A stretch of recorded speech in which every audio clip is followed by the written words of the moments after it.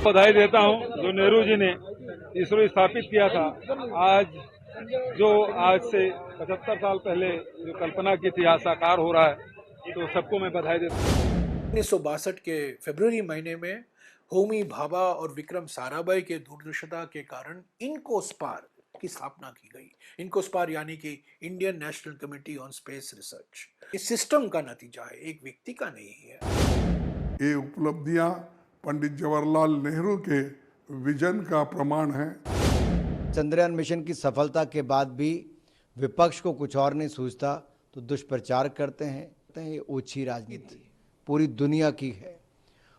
कुछ लोग जो कांग्रेस या अन्य विपक्षी दलों से जुड़े हैं वो झूठ फैलाते हैं, उनको फैलाने दीजिए।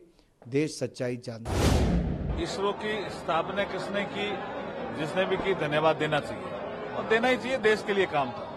लेकिन चंद्रयान अटल जी की परिकल्पना थी।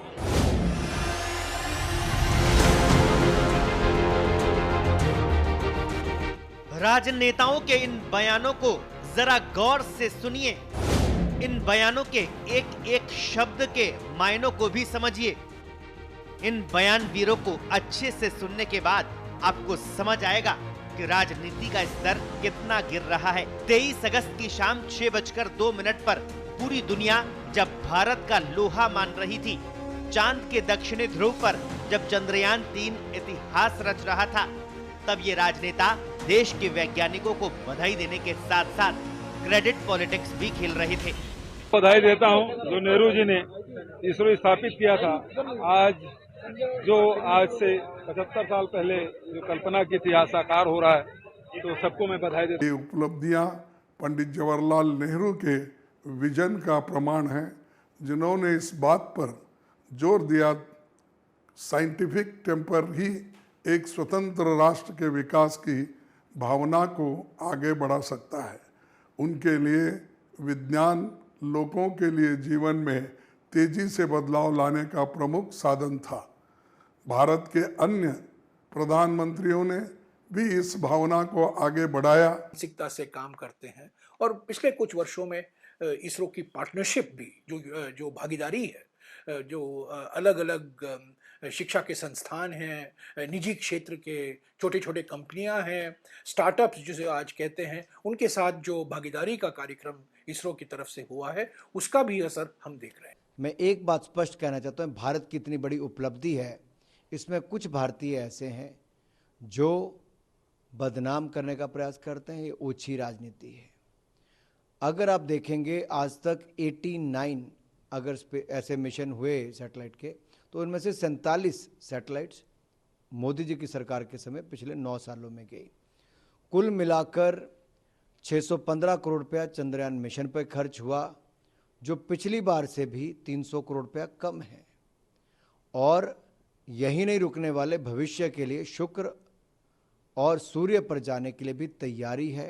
तो अटल जी चूंकि बहुत भारतीय दर्शन, भारतीय संस्कृति, भारतीय सभ्यता के बहुत बड़े जानकार थे, उन्होंने कहा ये चंद्रयान नाम ज्यादा सफल होगा और आपका अभियान भी सफल होगा।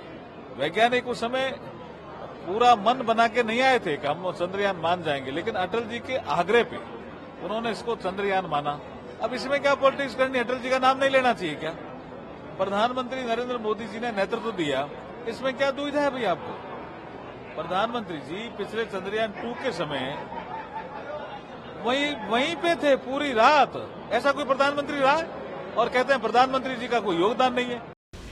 चंद्रयान 3 की सफलता के बाद भाजपा और कांग्रेस में श्रेय लेने की जंग तेज हो गई। जहां कांग्रेस प्रधानमंत्री नरेंद्र मोदी का नाम लेने से बचती नजर आई, तो वहीं भाजपा ने भी देश के पहले प्रधानमंत्री पंडित जवाहरलाल नेहरू को भुला दिया। लिहाजा राजनीति की ऐसी हवा चली जो अब तक भी रुकने का नाम नहीं ले रही।